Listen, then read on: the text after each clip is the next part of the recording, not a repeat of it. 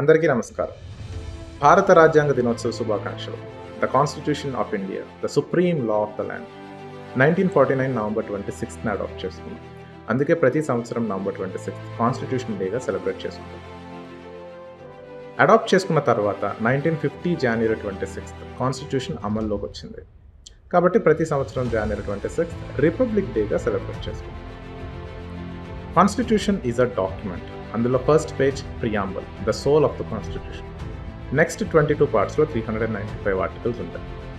తర్వాత 12 schedules and some అపెండిసెస్ ఉంటాయి.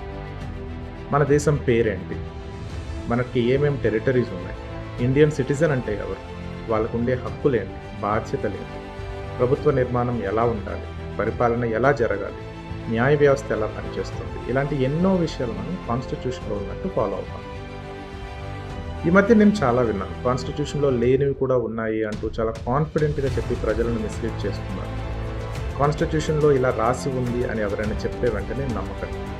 legislative.gov.in అనే వెబ్సైట్లో కాన్స్టిట్యూషన్ కాపీ డౌన్లోడ్ చేసి మీరే చెక్ చేయండి. ఆ తర్వాతే నమ్మండి. నేను బొమ్మడి సన్నిరాజ్ రానున్న ఉభయ గోదావరి జిల్లాల గ్రాడ్యుయేట్స్ ఎమ్మెల్సీ ఎలక్షన్స్లో ఇండిపెండెంట్గా పోటీ చేస్తున్నాను.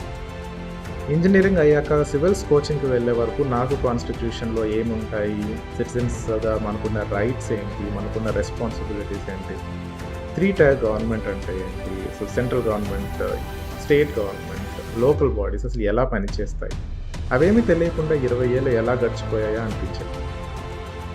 ఈ తరం యువతకి, ప్రజలందరికీ social awareness, political awareness, legal awareness create చేయాలనే ఉద్దేశంతో association for legal and social awareness ALSA అనే ఎన్జిఓని మేము స్థాపించాం 2021లో.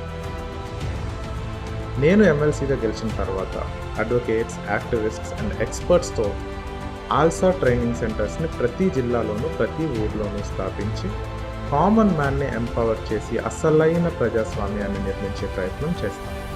దానికి మీ సహకారం ఉంటుందని కోరుకుంటున్నాను. Thank you. జై హింద్.